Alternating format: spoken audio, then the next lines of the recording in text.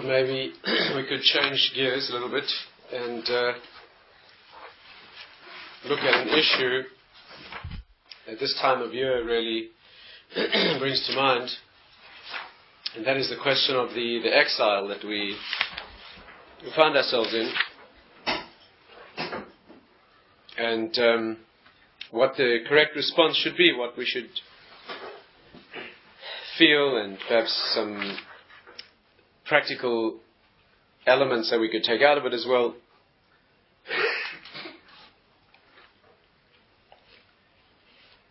First of all, you know that we are now moving into the beginning of the book of Shmos, right? The second book of the Chumash, which is really the transition from the world of the root, if you like. Sefer Bereshis, the book of Genesis, is really the area, the field, the world, if you like, of the root forces, what the Ramban calls the Avos, the fathers, that dimension. We move into Shmos, which is the book of Shmot, is already the book of the children, the sons, right? It begins with the names of the sons of Yaakov. We move now into the future, the Jewish people, at the level of the playing out through history of the elements that were laid down in the area of roots. In other words, the concept I'm referring to is a concept that's called Maaseh Avot Siman Lebanim. Right? Maaseh Avot, that which the fathers do, Siman Lebanim, is a sign for what happens to the children. That's an axiom. It comes from a very deep spiritual root, that there's always the deep spiritual root is that there's always a level of energy that is the root of a thing, which is always playing itself out in the later expression. In other words, just like the genes, for example, the genes of a child are the root energy which code for all the things that will be in the future. And then you have a stage which comes later where those things are revealed. If the genes are being built, they code for blue eyes. Then you'll have a stage later where that is revealed. Similarly, in all processes in human life and in history, there's always a stage in which the root is laid down, and then it is acted out, played out later. In fact, the truth is really that every stage is a root for the next one, and it's a much more complex process than this. But that's the concept, that's the fundamental idea. And in Jewish history, the way we see this manifest is that Sefer Bereshis, the book of Genesis, is the book of the root. There you have everything that's happening to the forefathers. Whatever happens to Abraham, Yitzchak, and Yaakov, by definition happens as a root force. If it happens there, you can expect to see it later, and there's a guarantee that it will come out later in the generations of the children. Nothing happens to the children that did not first happen to the forefathers. And nothing happens to the forefathers that does not manifest itself later in the lives of the children. And it's an axiom that is worked through consistently. Every detail, you can take even a small detail, seemingly small detail. For example, it says that we know that Jacob he went back over the river for some small vessels that he left behind. Pachim Ketanim, right? He left when he was on that fateful night when he was waiting to meet his brother Esau. So he went back in a very dangerous move to fetch some small vessels that he left behind. Right? Why did he do that? So we have a discussion in the commentaries why exactly he felt it necessary not to leave even the smallest and most insignificant vessels, not to leave them behind. But when you look at that from the perspective of Maaseh Avos Siman Lebanim, it means that somewhere later in the future there will also be a collecting of small vessels. And the deep commentaries explain that the reason that no Jew will be left behind, that a final redemption, right? No Jew, no matter how distant, no matter how seemingly abandoned or detached or hopeless, no Jewish soul will be left behind, is because many centuries ago, Yaakov Avinu, who was the father of all the Jewish people, was prepared to endanger himself to bring back every speck of his possessions, which are those manifestations of his own life energy. Because he brings them back, in the future there will be no speck, as it were, of the Jewish spiritual entity that goes to waste. In other words, we're always looking at everything that they did as a sign that presages or predicts, if you like, what will happen to the children. That's the axiom. Now, with that in mind, we have to look at the end of Yaakov's life. Yaakov Avinu, his son Yosef is in Mitzrayim. Yaakov goes down. He spends 17 years with his son in Egypt before he dies in Egypt. Right? What does that mean? What does it mean for us? Again, are we together? Let's try again. You have the problem of an exile in Egypt, right? Yosef has been there, he's prepared the way, and now what's happening is the book of Genesis is ending, Bereshit is ending with Yaakov Avinu, Jacob himself going down to be with his son, to be with his sons. He's going to spend 17 years in Egypt, and he's not going to survive that experience. He will die in Egypt and be brought back to be buried in Israel. Right? That's what will happen. What is that? A premonition? Of what is that a premonition? What does that speak out in the roots that we will experience in history later? Yeah, what is that phase of Yaakov Avinu's life? What does it mean? He's battling against Esau means a particular thing. What happens to his daughter Dinah is a particular thing. The fact that Joseph is sold and he endures that experience, each of these means something later in history. What later in history is being coded for by his going down to Egypt, thinking that he's going to spend some time there temporarily, and then he will come back with his family to Israel, and in fact never makes it. Right, he dies and he's brought back, in fact, to Israel, but not alive. Right, only as bones. What does that mean for us? So Ramban says like this. I mean, this is very painful stuff, all right? This is not going to be... it's not material that we're going to enjoy, I'm afraid. But, yeah, let's deal with it anyway. It says, Vayechi Yaakov Be'eretz Mitzrayim 17 Shana. The Parshas Vayechi begins with the words that Yaakov Avinu lived in Mitzrayim. And again, the deep commentaries say, of course, it means lived in Mitzrayim. It means he was who he was, and he lived there in a world of contamination. Mitzrayim is called Erbas Haaretz, right? Mitzrayim is called the worst place of contamination. That's the skill of a Jew, is to be able to live in a place of contamination, in a place of tremendous moral negativity, right? In a real exile. A real exile doesn't just mean you're not geographically located where you should be. It means you're exiled spiritually. You're living in a place that is the opposite spiritually of what you should be, Vayechi, and you can live there. That's what we're being taught here. But listen to how it works. I've already mentioned, says the Ramban, Kiredes Yaakov leMitzrayim, that the going down of Yaakov to Egypt, Shehu Galusenu Hayom, B'yad HaChaya Revi'is Hiromi. This is the premonition, this is the historical forewarning, if you like, or laying down of what will be our exile in the final phase of human history. In other words, listen carefully now. Where we are in history now, what's happening to us, you and me, here, now, at this place, what's happening to us is being described in Sefer Bereshit. What we are living through and what we will have to undergo and how we will look and what our experience as Jews will be in this format, in this phase of the world's history, and how we will finally survive this. Not necessarily you as an individual or me as an individual, but we will survive this. And we'll come back to Eretz Yisrael, right? We'll regain all of those three elements that we lost, right? The Maharal says that all exile has three features. Exile, galut, right? Galus means three things. It means that you're no longer in the place where you should be, that you're no longer together, you're dispersed. Not only are you in the wrong place, but you're not even in one place. You're dispersed. And thirdly, you're no longer under your own dominion. You're not independent anymore. Again, the natural state for a nation is to be in the place where it belongs in Israel. In our case, being together in one place, in that place, and being autonomous, right? That we control ourselves. Exile, you lose those three things. Number one, you're in the wrong place, you're no longer where you belong. Two, you're not even in one place, you're dispersed, you're not even one as a nation. And three, you're under the dominion of nations, you don't have your own autonomy, right? When those three things are corrected, and all those three things come together, that will be the phase of the redemption. But right now, we are in the hands of the fourth animal, right? The fourth animal that Daniel saw in his vision, namely, right, the so-called Golus Edom, the Roman exile, right, the fourth of the exiles. Ki b'nei Yaakov hem atzmam sibabu riditam sham. Listen carefully what the Ramban's doing. He's going to show you that the way the children of Yaakov went down to Egypt, and the experience they had there, and the fact that he died there, and the fact that they died there, and the fact that he was only brought back as bones, he's going to show you that all the features of that experience are repeated in our exile. Right? The Ramban's writing here in the 13th century. And he's telling you, and unfortunately everything that he said there is amplified many times, much, much worse in our generation. But let's see what he says. First of all, you'll see that the exile was begun by the mistake of Jews. Right? Before you blame non-Jews for having exiled us, and we made the mistake. That's the first thing. Why? Because they sold their brother. The first thing they did was they sold their brother. That began the whole long story that would ultimately be corrected by an exile. So number one, Jews were guilty. Right? You look to ourselves first. We are the cause.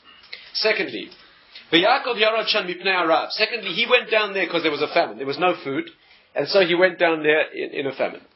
And thirdly, he thought he would be saved by going down to this non-Jewish place, with his son Joseph, in the house of one who loved him. Because Pharaoh loved Joseph. Of course he loved him. He saved his country, right? Joseph saved his country. He knew exactly what would be. He gave him the right political and technical advice. And Joseph rebuilt the country when it would have otherwise been laid waste. Therefore, Pharaoh owed him a great debt, and he loved Joseph. So Yaakov thought, what better place to go than a country where my son has redeemed them and he saved them, and therefore they have a great debt of gratitude, and therefore we will be honored there, we will be protected, we'll be saved. And that's what he thought. Then they thought that they would come back from there. When the famine ended, Meretz Canaan, when the famine ended back in Israel, they would come back there, like we said. Like it says, Lagur ba'aretz banu, we've come only to sojourn in the land, we haven't come to settle. Ki ein mir elatzon, because there's nothing for us to eat back where we come from. V'hinei, now listen to what happened. Lo yalu, they never got back. Aval arach alav hagolus. The galut became longer and longer. Sham eventually died there. V'alu atzmoisav, and only his bones came back. V'ziknei paroi v'sarov he'elu v'asu imo evel kaved. And the elders of Pharaoh and the whole nation, they all accompanied him back, and they made a tremendous mourning. There was a tremendous mourning in Egypt when Yaakov, whom they regarded as the source of their blessing, when he finally died and he was given permission to go back to be buried back in Israel, they had a tremendous mourning. Now, what does this mean for us? V'chein anachnu in Rome. So are we in the exile that we inhabit now. Ve'edom. Achinu Hesivoinu bi'asenu biyadom. Our brothers caused us to end up in this exile. Kikasu brisim aroim, because they made a deal, a covenant with the Romans. He's going back into the days of Agrippus, when the Jews then appealed to the Romans for help. They were autonomous, and they, with their own political insight, they made certain moves that unfortunately ended up as an exile. Agrippus hamelech ha'achron, Agrippus, the last king, the Vaisheni of the Second Temple, barach aleim le'ezra. He fled to the Romans for help. And they gave plenty of help. They gave a help that took over the country and landed up as an exile that hasn't ended yet. Firstly. Secondly, Jerusalem was destroyed ultimately because of famine. You remember the story that it was only because they were impregnable in Yerushalayim. It's only because there was a famine that they eventually ran out of food, and even that they only ran out of because the Jews there destroyed the food. Some Jewish extreme militants, right, burned all the food stores. They had food for years. And the exile has become extremely long. We don't know when it's going to end. Kashar Golis, like the other exiles. Every other exile had a prophetic. The first exile in Babel, the Babylonian exile, was clearly prophetically predicted that it would last for 70 years. We knew exactly how long it lasted. That's how it did last. But in this one, we don't know how long it's going to last. We're in exile now. There's no telling when it's going to end. And we are like dead people. Our bones are dried, there's no hope for us. And we will eventually be redeemed from this situation of spiritual death. And eventually they will have a tremendous mourning, the non-Jewish nations, when they see that we are redeemed, and Hashem's vengeance is taken out, and the books are settled when the accounts are settled. But what the Ramban's telling us is something extremely, could lead to extreme depression. Very heavy message. And that is that the events that led to Yaakov Avinu's going down to Egypt are the same pattern that we experience now. Just like he went down and did not know, he intended to come back alive, but in fact came back as dried bones, our exile will be a situation where we will have as much spiritual life left in us as a human being who is now dried bones. In other words, the exile will bring us to a situation where, when we finally brought back, right, let's say very clearly, when the exile finally ends, and the Jewish people go back to Israel, right? So you and I, we think it's going to be a tremendous rejoicing, it's going to be an unbelievable... So the Rambam says you have to know, for all its greatness and glory and rejoicing, you will be as alive at that time as dead bones are in a box carried back to be buried in Israel. That's what we'll look like. That means our spiritual life, what we look like as Jews, you have to understand this. What we look like as Jews now in the exile, what we look like spiritually and religiously, our insights, our our spirituality, that how alive we are in connection with the source. If you want to know how alive we are now, we are as alive as dead bones are, compared to somebody who was once alive. Right? That's what it is. And in case you think that's bad enough, the Gaon says even more than that. The Gaon says that the Gaon in his commentary to one of the ancient Kabbalistic works, which is known as Safra Tzniasa, the Gaon says that when the Ramban wrote this in the 13th century, so he was writing about a stage when the Jews at least had bones. At least bones were left. The Gaon says that now we don't even have bones left. What he explains is that bones mean, when you talk about a community, you talk about a body. So the body is alive. Then the body dies, but at least there's a body. Then the body withers away and it's eaten by maggots and all there is the bones. Then eventually the bones become dust. So the Gaon says, basically paraphrasing what he says, this stage that the Ramban's talking about is a body that's not alive anymore. He talks about it openly. He says that the flesh will be eaten by maggots, which are the nations around us, who eat away at us and always looking for opportunities to come up with a final solution. But at least there are bones. Who are the bones? The sages and the learned people among the Jewish people. The sages, right? The Ramban was writing at a time when the Rishonim were alive. He's talking about great rabbinic authorities, great sages, who are at least the skeleton of the Jewish people. Even the flesh is not really there, but at least the skeleton is there. Says the Gaon of Vilna, by the time we get to the end of the exile, there won't even be bones. It means we don't even have sages, as it were. Of course, in every generation we have people who are knowledgeable and learned, and to us they are greats and great leaders. But relative to what has been in previous ages, when we are no longer like an intact body, and the bones, are no longer like bones, that is what it will look like. In fact, it's been pointed out also that, it's a very beautiful insight, in proportion to its pain, of course, is that when the Navi says, Hisna'ari me'afar kumi, that's Hitna'ari me'afar kumi, shake yourself off and arise from the dust. Yeah, we sing that, we adapt those words, and we sing them in L'chad Odida, we sing the welcoming in the Shabbos, which is really a premonition of the redemption. We sing those words. Hisna'ari me'afar kumi. Shake yourself off. Lehitna'er. Shake yourself off and arise from the dust. So the sources that talk about it say like this.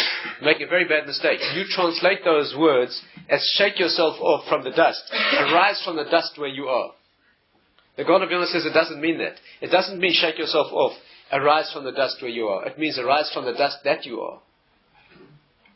It doesn't mean that you're lying in the dust, dusty. Shake yourself off and then you are who you are. It doesn't mean that. It means you are dust now.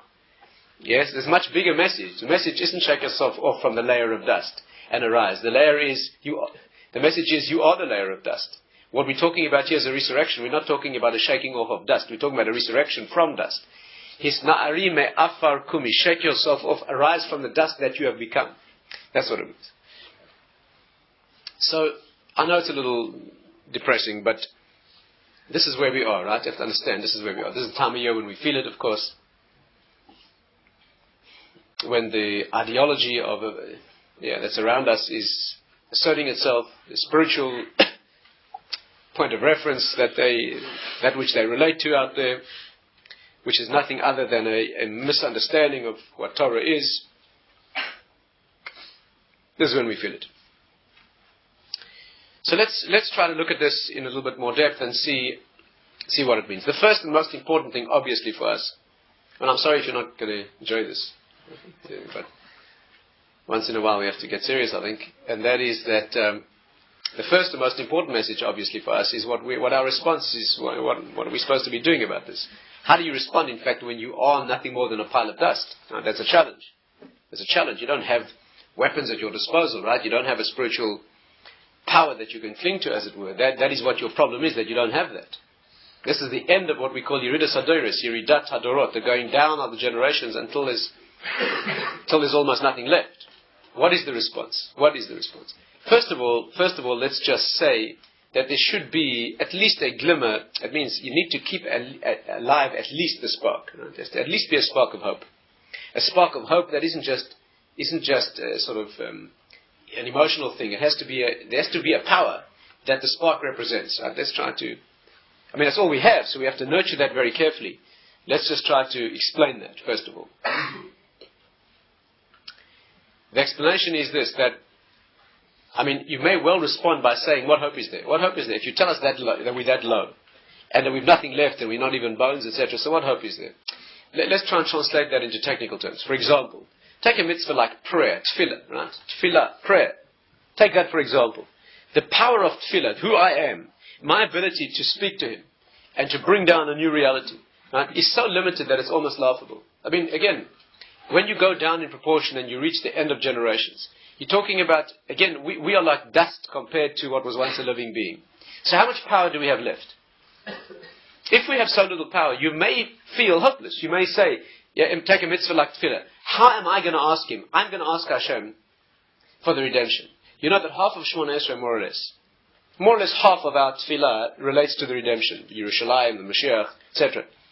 How can I generate any enthusiasm for asking for those things when I know that it's almost hopeless? How can I do that? Right? It's a challenge. Here I am, I'm going to ask Hashem now that He should send the redemption. There were people before me of infinitely greater power who asked and failed. Rabbi Akiva, right, when he asked, he had such power, the Gemara says that when there was no rain and they needed to daven for rain, Rabbi Akiva used to take off his shoes. You know, they used to daven without their shoes on. Right? He took off his shoes to begin the prayer and the rain started falling.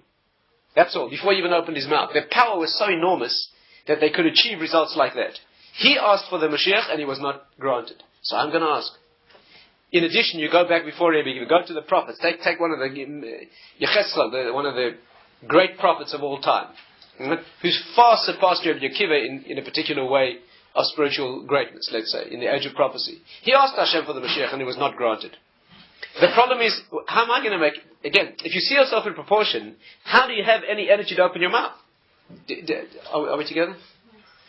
You look back through history, you see these people who have such potency, that they could move worlds, and they asked for a particular thing was not given to them.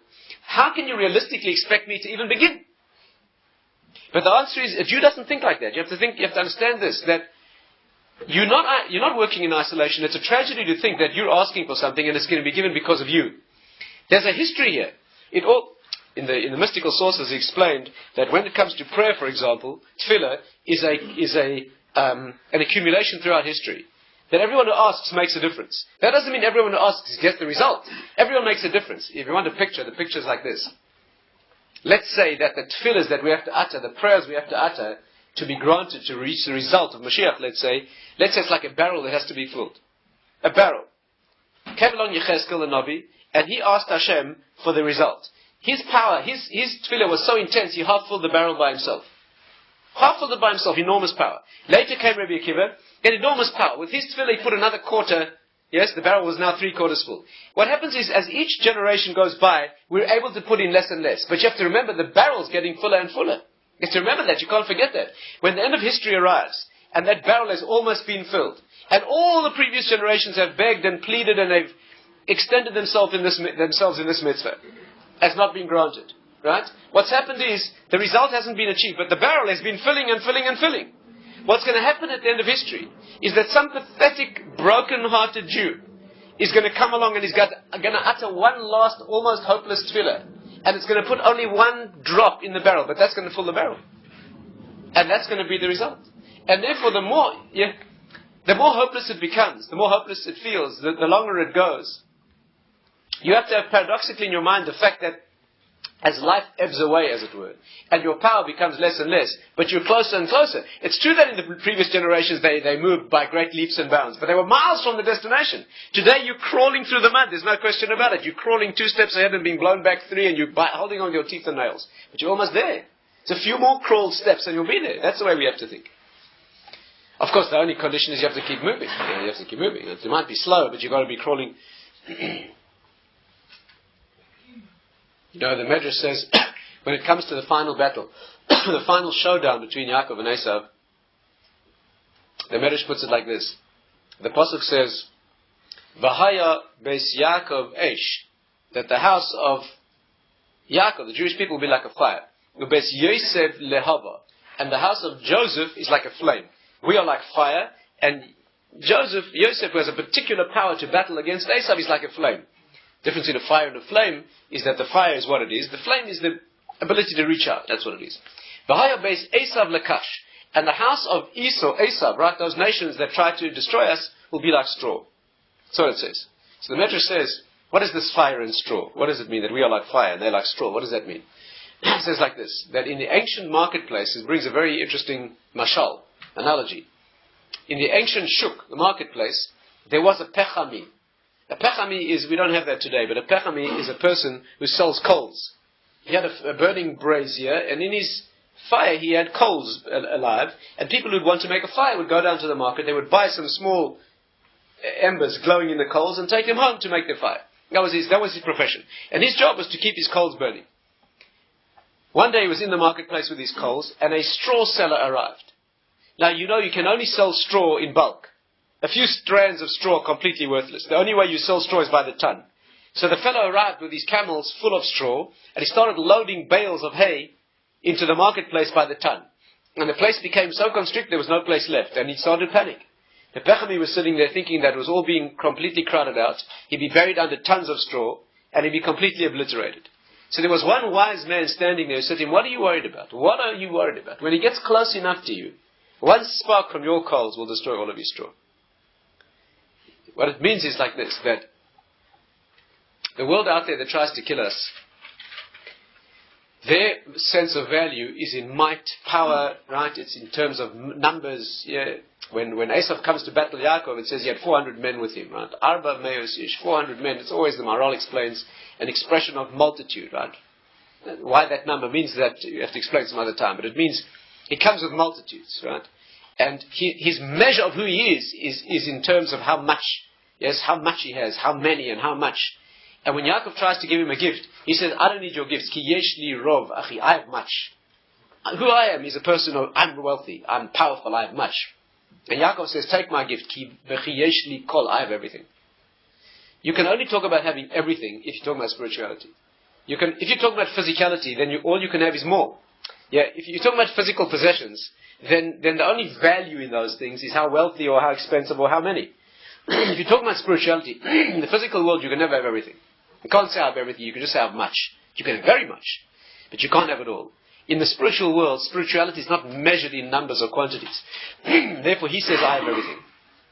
What it means is, the final showdown, you have to understand this, the final showdown will be between Esav's might, the world that will try to destroy us with its physical might, its numbers, its power, its weight of arms, and its values of physicality. And the battle that we have to wage against them is the battle of a spark of flame. It's not the battle of much. If you try to battle against them with might and power and so forth, that's not. The battle we have to wage against them is a battle of, that's what happens. When finally their might, their tons of straw try to crowd us out, right, the battle then will be, one spark can burn a whole world of straw or wood. The quantity is irrelevant. Fire is a thing that's measured in terms of what it is. How much of it is irrelevant. You don't need a lot of fire to start a big fire. One small match is adequate. The only condition is it has to be fire. Because if your job is to keep the coals alive, and you have one small coal that has a flame in, that has something glowing and burning, you can set the whole world alight. But if you hold one small coal and you let the fire go out, then you really look ridiculous. Then you have nothing. Then straw is a lot better. Right? Even though it's a finite and tangible thing, but nevertheless, at least you have that. But what you hold, when you hold in your hand a coal of flame, of fire, the only value that it has is that there has to be something alive in there. If what you hold in your hand is a piece of coal and that's gone out, then you're in real trouble. Then you really have nothing. And therefore the Jew's job in exile, our job here is, it doesn't matter how much of it we have. Because it's a thing that's not measured in quantity anyway. What you have to make sure is that in your heart, yours, you personally, and in your children's hearts, is at least a spark. It has to be something. It's a genuine thing. It has to be a genuine spark of Torah. That's our job. Now, I'm not talking about quantity in the first place. So let's understand. Let's take it further. Let's think this theme through.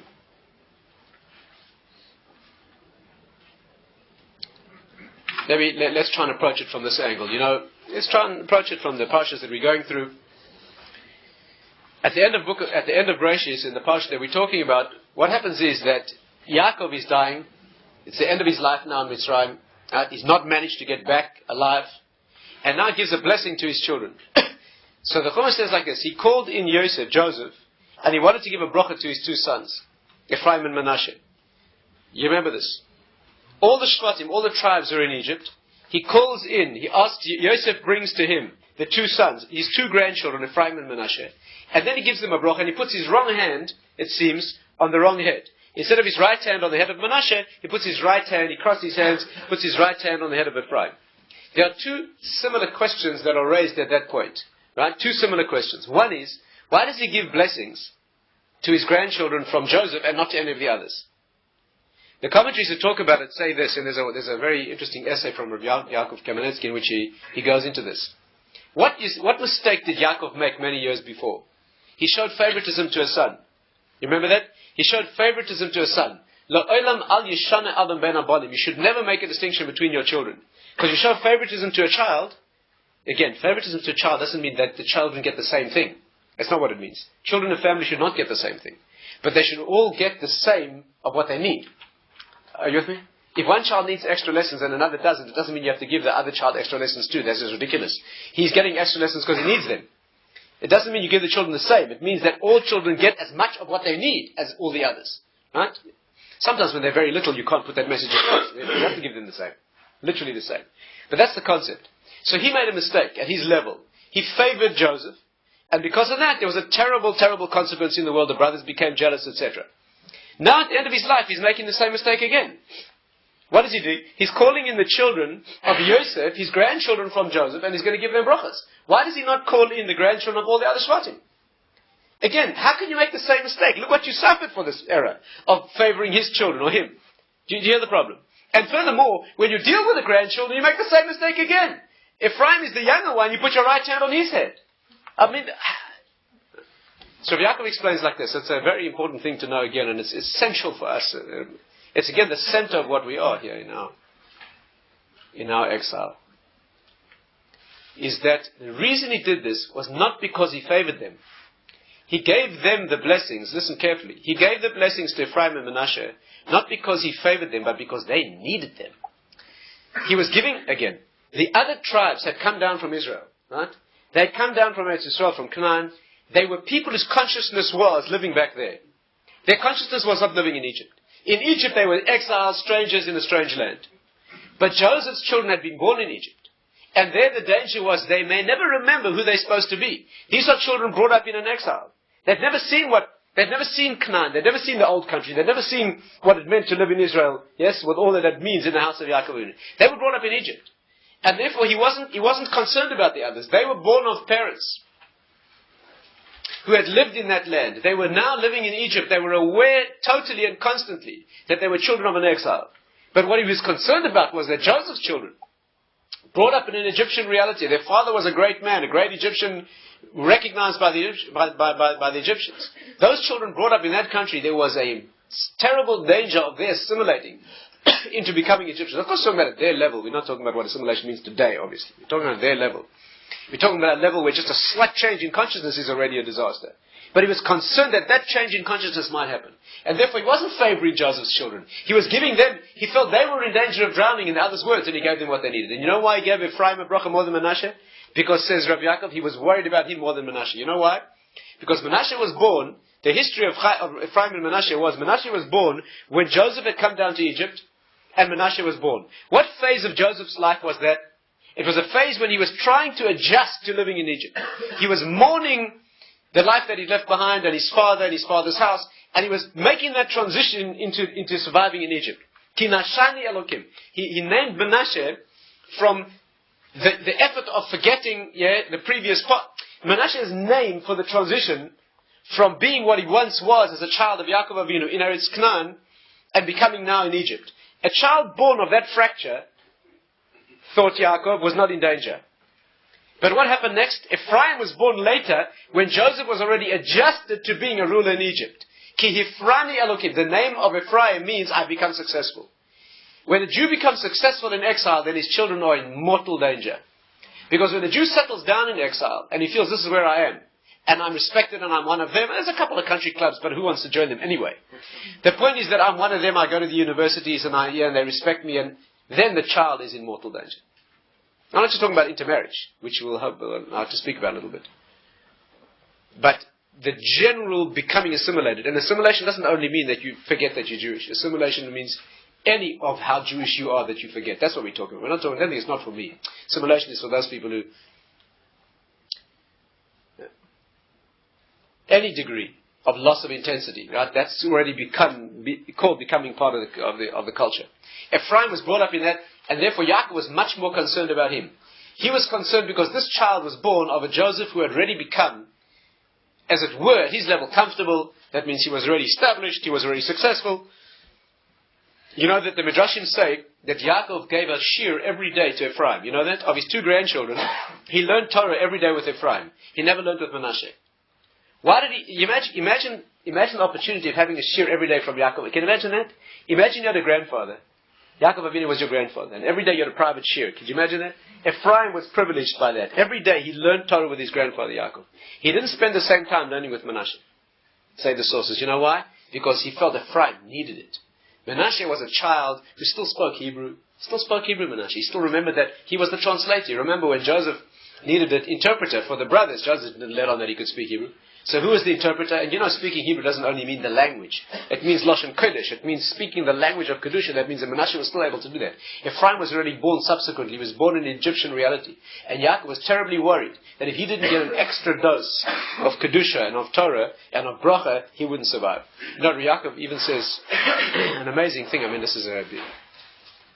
He says that Ephraim is an Egyptian name. You know that? Well, of course it's a Hebrew name. It's Al Shem HaPri. We know that. But he says there was also a homage, as it were. He says if you look at the names of that generation, you'll find that it was a custom in Egypt that they always called their children names that had letters from Pharaoh's name. Pei, Resh, Ayin. The essential letters of Pharaoh's name, they always gave to their children, right, named for the king. For example, Shifra and Puah. Shifra and Puah were really Miriam and Yocheved. Of course they had Hebrew names, but they also had Egyptian names. The Egyptian names were both names that had letters from Pharaoh's name. And he says that Ephraim, the Pei and the Resh, was already given to Ephraim. Do you know what he's talking? You know, Yaakov Kamenetsky is writing these words. You have to just see the context. He is a Torah giant who comes to a country, in this case happens to be America. And he sees what's happening to the Jewish people in that country. And from that pain, these words are, who do you think he's speaking to? Who do you think he's speaking to when he says that they named their children, right? We know the greatness of the Jews in Egypt is that they didn't change their names. But it doesn't mean they didn't also have Egyptian names. That there wasn't also a homage to. Right? It's an issue. What are your children's names? What is your name, exactly? How are you known, exactly? What's the essence of how you know? It's not a simple matter. A child should be brought up, at the very least, knowing that his real name is his Hebrew name, even if he's given a name that goes in the country. But a sense of identity, that's where he is. Ephraim already carried that name. He already was brought up when his father was a successful Egyptian, as it were, already assimilated. Not yet talking about Joseph didn't assimilate, become an Egyptian, but he was already in charge, in command. And he adds another thing which is perhaps even more sobering for us. You know that many years later, when the exile ended, you know that when the Jews left Egypt, there was one tragic event that happened before they left. The great victorious, triumphant exodus from Egypt, right, that culminated in the splitting of the sea and finally the building of the Mishkan. There was a very tragic event that occurred 30 years before. That event was that one of the tribes miscalculated the Kabbalistic tradition. That means there was a deep tradition about how long the exile in Egypt would last, and one of the tribes miscalculated, and they were quite certain that the date had arrived. It was 30 years before the correct date, but they miscalculated. The others told them they were wrong, but they were absolutely convinced that the time had arrived. And in complete dedication to that idea, they left Egypt and they were all killed. They were all decimated in the desert, they were wiped out, they were killed. Many sources indicate that the bones of those people who died in the desert were the bones that Yechezkel later saw and reconstructed. The valley of dry bones. Who were the people? Who was this valley of dry bones? When Yechezkel went out and saw the bones and connected them. Right? Who were those people? There are many midrashic much discussion about it. One opinion is they were the bones of the tribe that left Egypt 30 years early and died because they miscalculated. You know which tribe that was? Ephraim. The descendants of Ephraim were the ones who went out early. Says Yaakov Kamenetsky, why did they make the mistake? Why Ephraim? What, their mathematics was not as good as the other tribe? What happened? He says they had in their hearts a nagir. In their hearts there was an error, mathematically, but it was fanned into a flame by a vested interest. You know what the vested interest was? They couldn't stand the exile. They couldn't stand it. They were so broken and so hurt by what they experienced in Egyptian exile that they, as it were, they became blind to the correct calculation in order to leave as soon as possible. You know why they were broken? Because the children of Ephraim were children brought up from a great-grandfather, namely Ephraim, who was successful in Egypt. And when the non-Jewish nation, that was the host nation, turned against them, for them it was painful beyond suffering. The other Jews, everybody else in Egypt, when the non-Jews turned against them, they hadn't expected better. Because they knew that the current of Jewish history in the world is that you're hosted by a nation and sooner or later they turn on you. Sooner or later they turn on you. It can happen slowly, gradually, it can happen overnight. Sooner or later they turn on you. And when it happens, it's a very, very painful thing. But when it happens to a person who thought he was part of them, who thought he'd adjusted, who thought that he was honored and respected by them, the betrayal is so painful. You know? The other brothers came down from Eretz Israel. They knew they were strangers hosted in another land. They never really thought they were being respected. They thought they were being tolerated. So when the anti-Semitic decrees began to be promulgated, they had to wear yellow stars, whatever it was they had to do, they hadn't expected better. But the Bnei Ephraim, who had thought that they studied in the best universities, they respected our grandfather, he saved the country. So when the Egyptians turned, the Medrash says the Egyptians turned and they said, your grandfather didn't save the country, just did it to get rich. That's what they said. What do you mean Joseph saved Egypt? What do you mean? We could have done it ourselves, they said. Joseph only did it because he saw an angle, like you Jews always do, of finding a way to get rich and run the country. That's what he did. So he took over, that's all. It was for his own self-aggrandizement, his self-enrichment, that's all. That's what they accused him. When Ephraim heard that, right, from people who should have had a debt of gratitude, they should have had, you know, the Midrashim say that when Pharaoh, you know how the exile began, the torture began, the slavery began? Because the Jews were exempt from taxes. That's what happened. The Jews were exempt from taxes. The Egyptians were not only obliged in taxes, they had extremely heavy tax. Why? Because Joseph made a law. You see the whole mechanism? Joseph made a law that all the Egyptians would be bought by Pharaoh. They were starving, right? There were years of famine. There were years of famine, and there was no food. So Joseph said, look, I've stored up food for years. You can have the food, but you sell yourselves, for they became slaves. And then he said, and not only that, take seed from me, and you sow the land. 1/5 of what you produce goes to Pharaoh. The taxation from the land from now on, except for the Kohanim, is that every Egyptian who reaps a crop, 1/5 goes to Pharaoh. That's the tax. The Jews never had to pay that tax. Of course they didn't. The Jews had saved the country. The Jews were in a little enclave on their own. The Egyptians wanted nothing to do with them. They were living a privileged lifestyle, and the Egyptians were paying this heavy tax. Why did the Egyptians tolerate it? Because they owed everything they had to these Jews who'd saved them. What happened 2 generations later? After Joseph had died and a new king arose. So then he said, these Jews are a problem. We can't come up with a solution. So his advisor said to him, but you can't make decrees against them. You make decrees against them. How ungrateful. So he said, well, you know what we'll do? All we'll do is tax them. We'll tax them like everybody else. Oh, we're not singling them out. All we're doing is bringing them up into the same...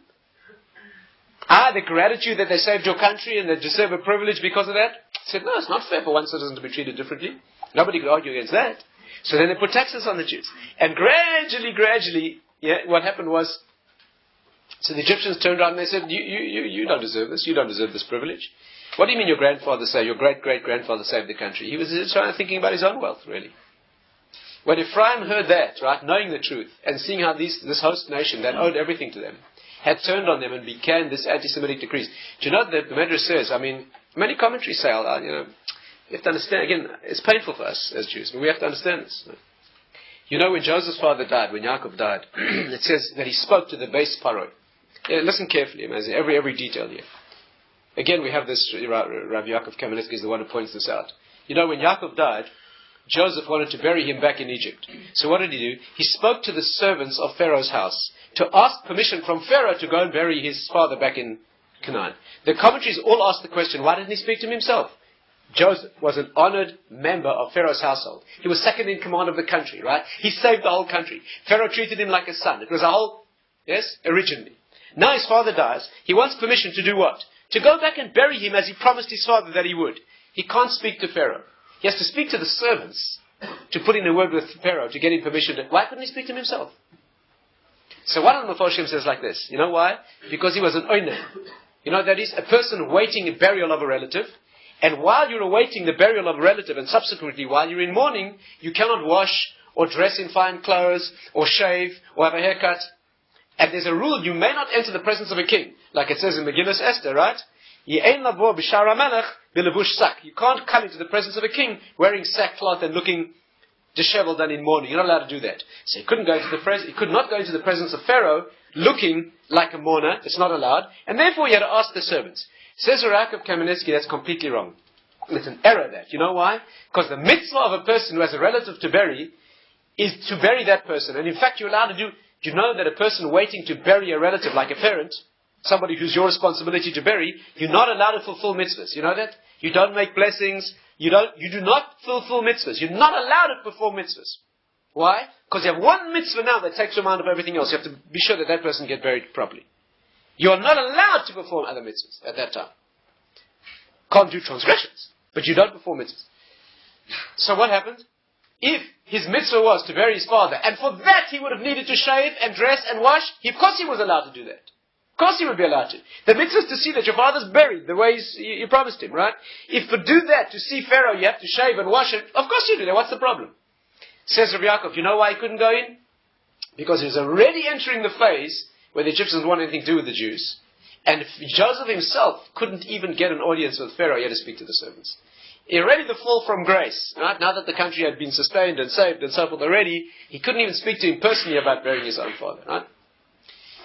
This is not something that should surprise a Jew in exile. This is the nature of exile. This is the nature of the relationship that we have. There's no question about that. So again, the reality is that, that's where we are, that's who we are, and our role of course is to maintain what we have to maintain. We have to maintain that spark in that ember, this spark in the coal. We have to maintain that at least alive in our own hearts. We have to not expect more than, it's enough for us to be able to be as successful as possible and maintain that life that is, albeit the life of dust that will one day be resurrected, but at least that. One of the most painful areas that this enters is the zone of intermarriage. Right? Because what happens in the assimilationist world, of course, one of the most clear and tragic expressions of this thing is that Jews marry non-Jews. Jews marry non-Jews. Let's try to speak about that very briefly. And to point out or pick out, let's say, one tangible aspect of the destruction of exile. This is perhaps, if not the most painful, certainly uniquely painful area. We can't go into detail now and speak it out fully, but let's at least point the direction. What is especially painful about intermarriage? Again, we're talking about a Jewish community that unfortunately doesn't know anything about Torah altogether anyway. Again, we're talking about Jews out there, the vast majority of Jews today, out in the world. The overwhelming majority of Jews, who have not the faintest clue about any mitzvahs. They're not keeping Shabbos. They're not eating kosher food. They don't even know that those are issues. They don't know what keeping Shabbos means. They have no connection with Torah. They haven't had the privilege of being shown any of this. They don't even know there's spirituality there to be had.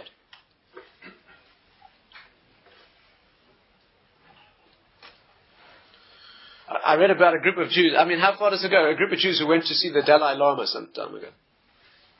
To study Buddhism and to tell him some ideas about it. And there was a Buddhist monk at the table, of course a Jewish Buddhist monk at the table. One of the senior monks there in the Buddhist thing. Sitting at the table and chanting some of his prayers. This Jewish Buddhist monk. When he finished his prayers, they benched. This Jewish group said grace after meals. They benched. After they finished saying the benching, this monk turned to one of the group and he said, "That was a very nice tune. What was that?" So one of the Jews said to the other one, "No wonder he became a Buddhist monk. He didn't even know that there's such a thing as benching after meals." Not that he rejected Judaism because he didn't find it satisfying. He didn't even know that there was such a thing.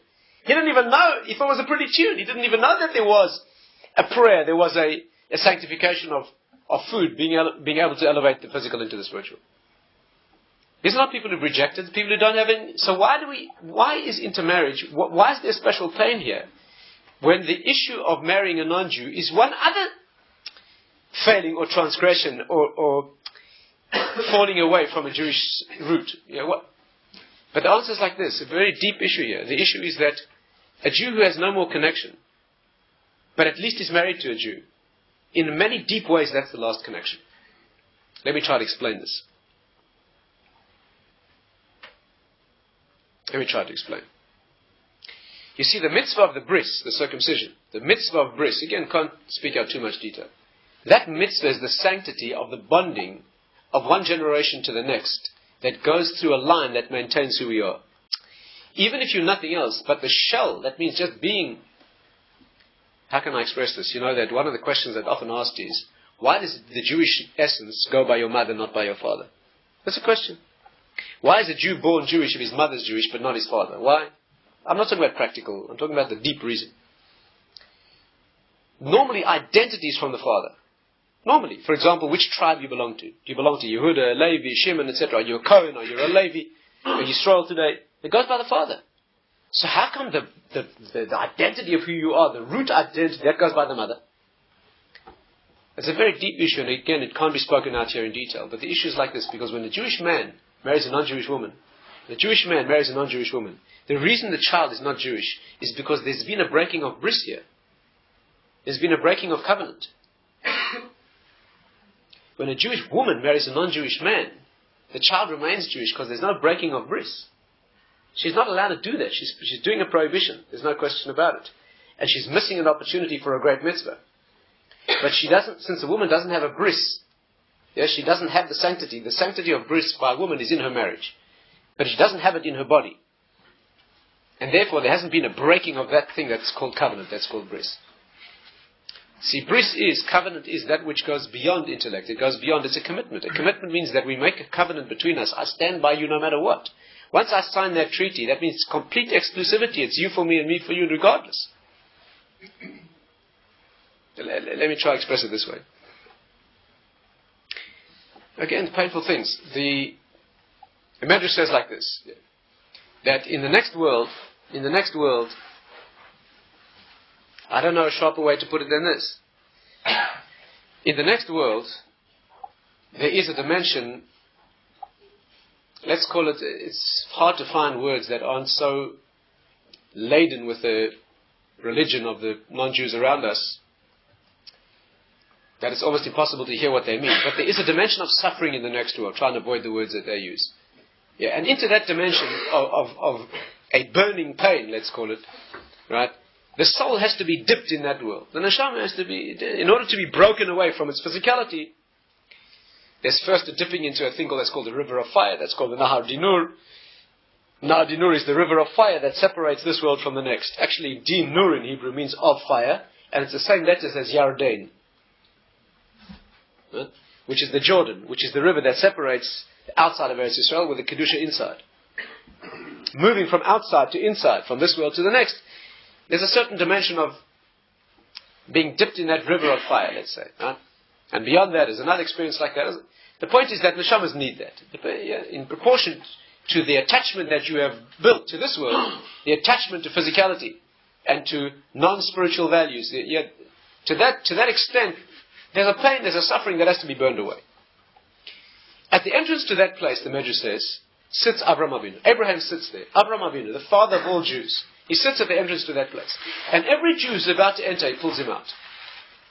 Pulls him out, he saves him. Again, listen carefully, amazing thing. Here's a dimension of pain. A Jewish neshama is going to go in there, and it's going to experience the pain that it needs to correct it from its non-spiritual heaviness and detachments, let's say. But before the Jew goes in there, his great-grandfather pulls him out. Saves him.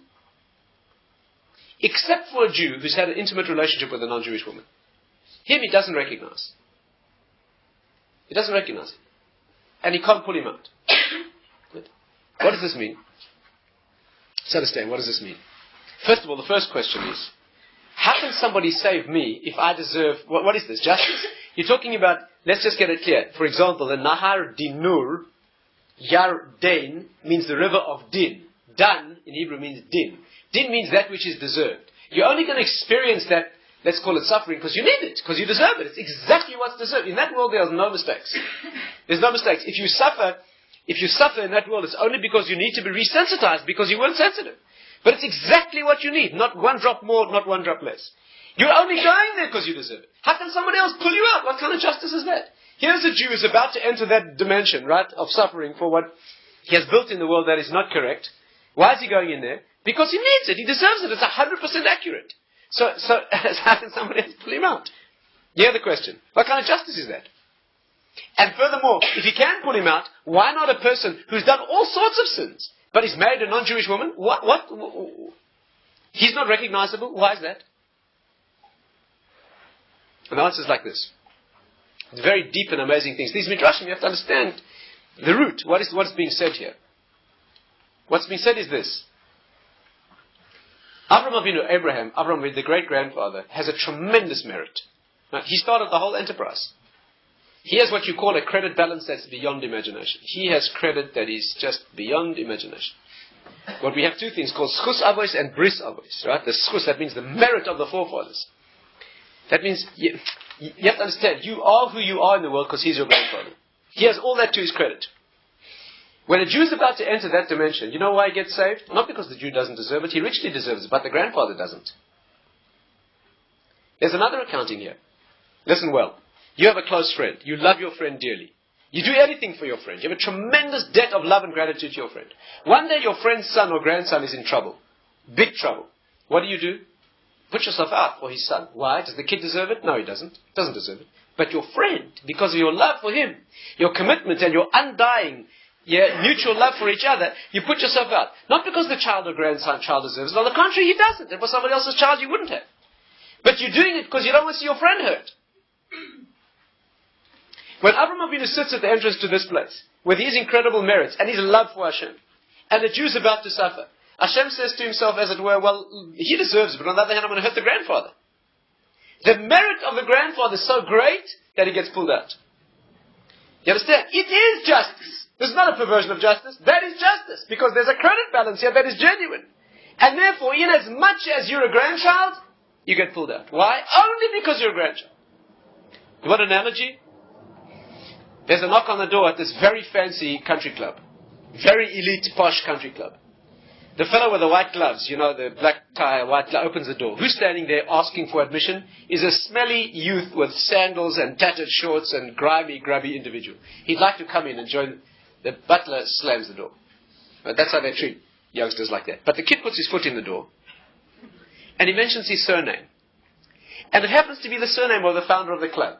He happens to be the son or the grandson of the founder of the club. You know what the butler does? He ushers him in. He takes him into the VIP lounge and he brings him a whiskey. I say, you know why? Does the kid deserve it? No, he doesn't. He's broken all the rules. But his grandfather started the club. That's why they treat him like that. Because the club wouldn't be there if not for his grandfather. You understand what's happening? When this Jewish child is about to enter that dimension in which he's going to experience, let's say, his own inadequacy, right? He gets pulled out because the grandfather is who he is. Right? Not because, and that's what the accounting is. He's saved by the now listen carefully. Except a person who's married a non-Jewish woman. You know why? Because the last thing that he has going for him, why is he being saved? Listen carefully, it's amazing. Do you know why he's being pulled out now? Because he's a grandson of the grandfather. Why is he a grandson of the grandfather? Because the grandfather married a Jewish woman. And therefore the next offspring was Jewish. And that man also married a Jewish woman, so the next generation was Jewish. That's why he's here today. That's why he's a grandchild. But he's just taken himself out of that. How can he be recognized? The only thing that he had was being part of a chain. That's all he had. He had no merits of his own. The only thing that he had was he was an issue of a chain that was never broken. So when he's taken himself out of that chain, there's nothing wrong with a non-Jewish woman. She might be incredible. There might be an amazing relationship. She might be a wonderful woman. But all he had left was the fact that he's a link on a chain. The link in the chain, Rabbi used to say, when you have one of those watches that you have attached to you by a chain, the links have no value, but they're worth everything because the link means the watch is attached. Throughout the chain of the generations, if there's a Jew who has no merits, imagine a Jew who has no merits at all, but at least he's part of the chain, at least that. So the next generation is another link in the chain. Until Mashiach comes and we're all there.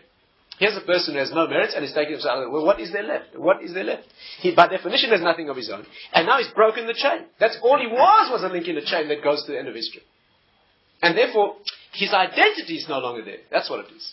It's not that it's a sin worse than other sins. It's not that the culpability is greater when a person doesn't know what he's doing, like he doesn't keep Shabbos and he doesn't know anything else. But the tragedy of this issue is, unlike other things that affect him spiritually, this thing breaks a chain that is the continuity that takes until Mashiach. That's the issue.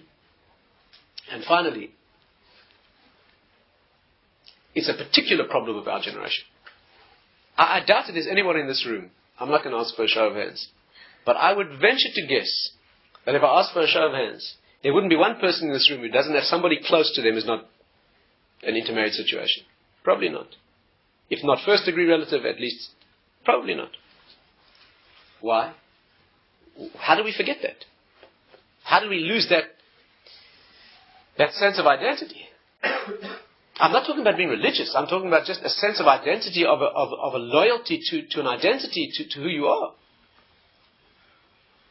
And the answer is very, very, very difficult, but it has to be understood, and it's like this. And again, what we're driving for here is the searching. What we're searching for is the strength to keep that spark in the coal alive just enough that it just remains defined as fire. That's all. And the problem is that if you have it, there's no guarantee your child will. No guarantee at all. And the reason is like this. I'll finish with this. I heard once from one of the great Torah leaders of this generation, one of the great sages of this generation. I heard him say the following thing. I'll tell you the story exactly, because every aspect of the story is fundamental, seminal. But I hope you'll see the immediate relevance as well. He said like this. I was once speaking, he said, to one of the great Torah sages of the previous generation. We're going back 2 generations now. And I once was speaking to him, and this great man said to me, a young man once approached me and said to me, how is it possible that the previous generation in Europe fell for such nonsense? That they were swept away by an ideology that was so silly. He meant communism and socialism. That's what he meant. How was an ideology that was so empty and led to such brutality and such a false ideology? How did it, the Jews were swept away en masse by that. You know that. The yeshiva world was swept away. You know that. I mean, it had a messianic sense. We mentioned Rabbi Yaakov Kamenetsky before. You know that he said when he was a boy of 15 years old in yeshiva, the intensity of the attraction of Trotsky and the move was so powerful that the mashgiach in the yeshiva paid him 5 rubles a month to stay in the yeshiva. Do you know what that means? That means a person talented enough to become one of the generation's leaders, the only way the mashgiach could get him to stay in yeshiva and learn was by paying him money. You have to understand, the attraction of that ideology was so extreme, it was so messianic, it had such promise that attached Jews who knew, were swept away. What accounts for that phenomenon? Now listen to the answer, because it's just an amazing thing. I said to the young man, the reason is, you see, how's your mind working? How's your mind working? How do our minds work? Well, they were swept away because they were downtrodden and, Germany this and the Kaiser and sociological influences and the hope of... that's how your mind is thinking, isn't it? That's not the way the Torah thinks. I said to him, the reason that they were swept away by that ideology was because the Gemara says, Achas b'shivim shana, once every 70 years, Oila koichav, a star rises, shemate es hasaponim. A star arises that misguides the ship's navigators. That's what the Talmud says. Listen carefully. Every 70 years, a star moves. There's a firmament of stars. The navigators in the ships, they sail by the stars. Every 70 years, a star moves. Completely moves. And the navigators get confused and they start following that star and they go wrong. That's what the Talmud says. What does it mean? Listen well. Achas v'shivim shana means once every lifetime. 70 years is considered a lifetime. Once every generation, an ideology arises in the history of mankind, in the consciousness of mankind, which is out of focus, out of sync. It's bizarre, but it's real. And it's a tremendous ordeal and attracts a generation. Incidentally, you know that the communist ideal lasted exactly 70 years. Do you know that? From the revolution in 1917 till the fall of the wall in 87, the Chofetz Chaim said exactly when it would end. Once every 70 years, once every generation, once every lifetime consciousness, something happens in human ideology, and people have a tremendous temptation, they follow that star. This generation was tempted by that. That's what happened. There was a messianic type of a thing. You can't imagine how attractive and what a promise it held out, and what a dream of human kindness and equality and fairness and justice. You can't. You know why you can't understand it? Because you don't live in a generation when that star is out of place. To you it looks absolutely ridiculous, brutal, negative. You would never fall for such a thing. Not because you're who you are, but because the star's back in place. Okay, so far so good? Now the obvious question, unfortunately we're talking about somebody intelligent enough to ask such a question. He said, I then turned to him. Yes, you're talking about the sage, the rabbi I'm talking about, speaking to this older sage who had just said these words. And I said to him, what is the star that misguides our generation? Now, that's what we want to know, right? That was then collapsed. No one follows that anymore. Who on earth dreams that that's significant anymore? What is the star that misguides our generation? And he said, I think it is the blurring of the distinction between Jew and non-Jew. You understand what that means? That means, according to the opinion of this great mind, you live in a generation where there's an ambience, there's something in the air, in the stars, that prevents your seeing the difference between a Jew and a non-Jew. We're not talking about good, bad, quality, Jews are better than non-Jews. We're not talking about that. We're talking about the fact that there's a complete distinction. Being Jewish means you have a particular flavor of soul. There's a particular neshama you have. And a non-Jew has a completely different, utterly and completely different. You know why a Jew and a non-Jew cannot marry? Not because we better or because they better, but because it takes the spiritual interlocking of the right kind of neshamas. Yes? Why can two men not marry? I mean, let's sometimes have to remind ourselves even about those things. But why is it that a man cannot marry a man? Because another man is not good enough. But because a man and a woman hook into each other. There's a spiritual interlocking of a Jewish man and a Jewish woman that locks in. That we call marriage, the sanctity of marriage is called kiddushin. There's a sanctified interlocking that can only happen with those conditions. With a non-Jew, you can't do that. You can live with a non-Jew. You can have a tremendous, amazing relationship. You could be a wonderful person, etc.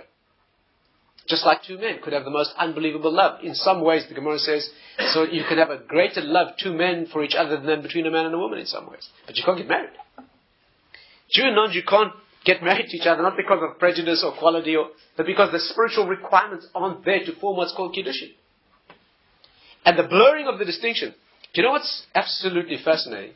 Is that during the communist era, the star that misguided them was communism. But the difference between Jew and non-Jew was richly aware. Do you know that? Do you know what one of the biggest insults you could say?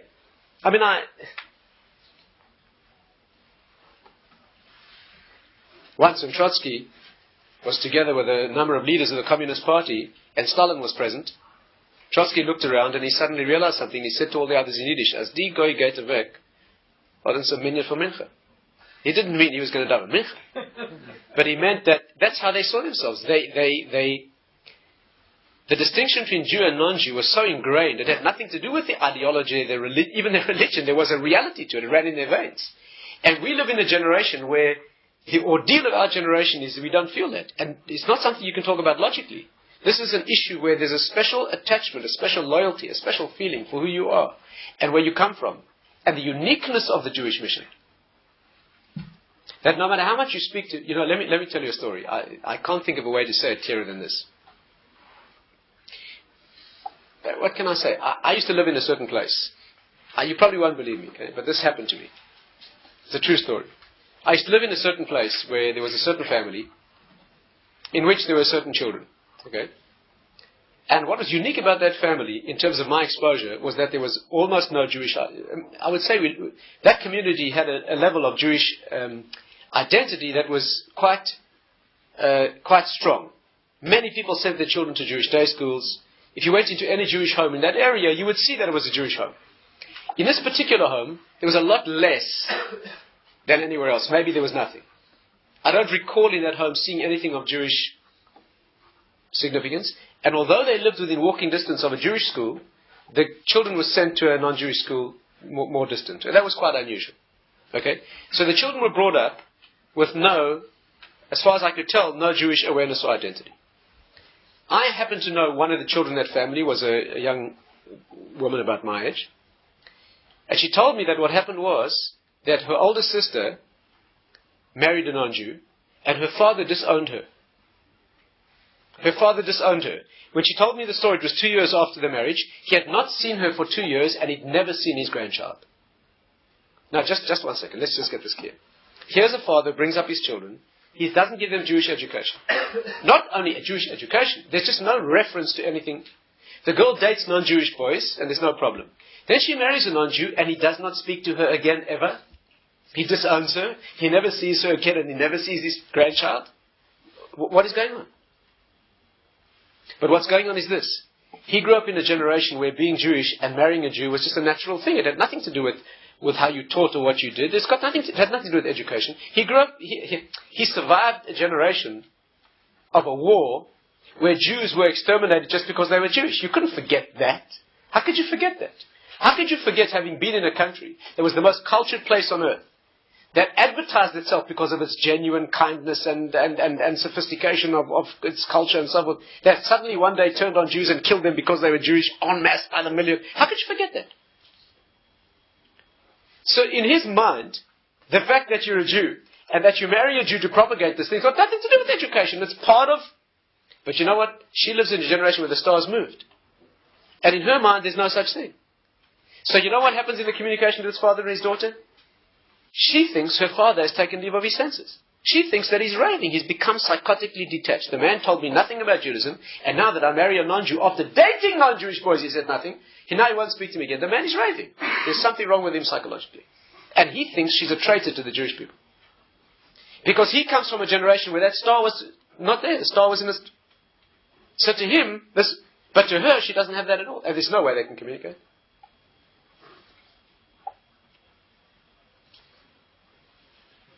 And therefore, the Jews in our generation who intermarry, if you try to have a discussion with them, they wouldn't, many of them, unfortunately, wouldn't even understand that there's an issue.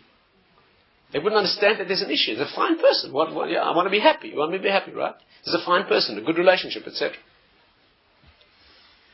But there's something here that can't be, this is not something that can be demonstrated. You can't, opening no book or sitting down and having no length of...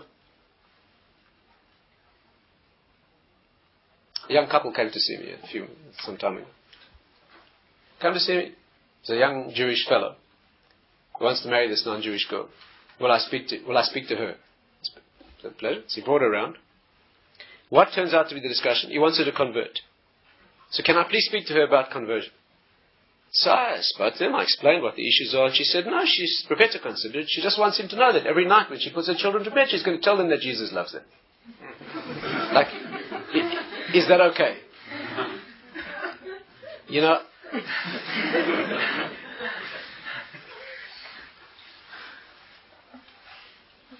I haven't seen them since.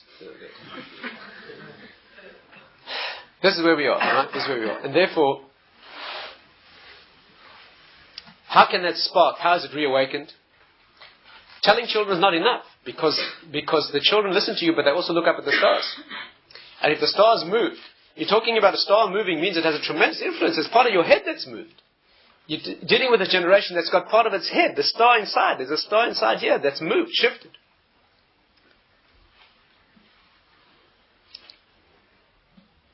You know that, I'll just add this. You know that what happens to us happens to them. You know that. The Jewish consciousness is the core of the world consciousness. Take it or leave it, that's the way it is. The way we think emanates out, and that's the way they start thinking. I would have said, if you'd asked me, nobody asks me, but had they asked me, had somebody asked me, what stars moved in this generation, I would have said the theory of evolution. That's what I would have said. That's what I would have said. I would have said in previous generations people knew that people were people, animals are animals. Something you had to prove? They didn't prove. In this generation it's not so simple. Because this generation isn't clear about the distinction between a human and animals. Also, it's not something you can demonstrate. You can't demonstrate that. You can't demonstrate the difference in a person and an animal. You either know it or you don't. As Rabbi Miller used to say, when they call the police to a certain address in uptown New York, because they say they've got a man tied to the table and they're busy cutting him up alive. So the police race in there with their sirens screaming, and they burst into the room, and it turns out to be the postgraduate dissection hall in the university there, and they've got a lightly anesthetized gorilla. And the postgraduate anatomy students are busy dissecting this lightly anesthetized gorilla. So the policeman says, I thought you told us there was a man being dissected. So the anatomy student says, yes, he's a close cousin of mine, this gorilla, because in evolutionary terms, we are both higher primates and we're very closely related.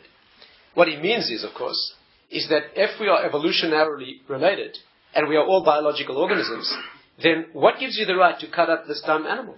What gives you the right to do it? If you can cut up this dumb animal without his consent, why can't you go and take some hobo off a park bench in Central Park and cut him up alive as well? Why not? And if you can't do it to that hobo, what gives you the right to do it to this animal?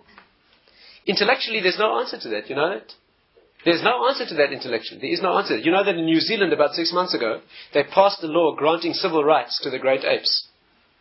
You know that? If you're a primate today in New Zealand, if you're an orangutan in New Zealand today, you're in very good shape. You know that? In New Zealand today, if you're a chimpanzee or an orangutan or a gorilla, you have civil rights. Why? Because they said they're similar enough to us, humans, in terms of their sort of appearance and their responses and their instincts and so forth, that if we have civil rights, then they deserve civil rights too. That's what they say. Someone in the parliament asked them what they got against rats. So they said, no, they're working on that next. You see, the issue is that there's nothing that the policeman can say to the student, because you know what the policeman does? He walks out and closes the door, because the policeman in New York knows a man's a man, a monkey's a monkey. That's where it begins, that's where it ends. But the professor of anatomy there is in trouble, because he's been teaching his students that we are only evolutionarily developed gorillas. This lives in the blood. You have to know that a person's a person, animal's an animal. It's not something that can be... That's what I would have said. And you know what the truth is? The truth is, when the world out there doesn't know the difference between a person and an animal, they can't tell that intrinsic difference, we lose the ability to tell the difference between a Jew and a non-Jew. You see, neither of them can be, both of them are things you have to know. When we stop making those distinctions that are spiritual, then the world at large stops making those distinctions that are spiritual. The difference between a person and an animal is a spiritual thing. A person has a different kind of a soul. It's a spiritual issue. It's nothing that a book can teach you. You can't put electrodes into the brain of a gorilla or a human being. It won't show you any difference. There's no electrode you can put into that place. You have to know it. You either know it or you don't. And that's the problem. When we get young Jews today in the outreach environment, right? You have to start speaking to this Jew about his Jewish identity. No, you don't. You first got to tell him that he's not a gorilla. That's what you have to do. What sense does it make speaking to a young person about Jewish spirituality when he thinks he's an orangutan? That's what he thinks. He's been taught that he's a biological organism. And he's a little bit more sophisticated than a chimpanzee. Now you want to speak to him about Jewish identity? What's the difference in a Jewish orangutan and a non-Jewish orangutan? Anyway, this is the message. And therefore, at this time of year, right, when we're surrounded by this, what we have to remember is that the first step is an awareness of this issue, right? Just good, simple, old-fashioned sense of identity. Just the smallest of sparks, right, in those embers. That's what we're talking about. How is it done? It's done by Torah study. There's nothing else really. It's engaging that neshama of Torah, which you engage by its study, where it seeps into you and you become part of it, it becomes part of you. And of course the children have to be exposed to that. They're exposed to the depth of it, to the joy of it. They have to see it, they have to swim in it, they have to feel it and enjoy it. It's that exposure that we need. That's the sadness of our generation. The pain is that we are no longer an intact body. We're not alive anymore. We're not a body anymore. We're not bones anymore. But somewhere in the dust that we are, right? We have to remember that, at least that, if we at least remember that there's a pile of dust somewhere, then we can hope at least to remember when it says, Hisna'ri mi afar kumi, we know that the resurrection is possible. That we'll be able to shake ourselves not from the dust where we are, but from the dust that we are. Thanks.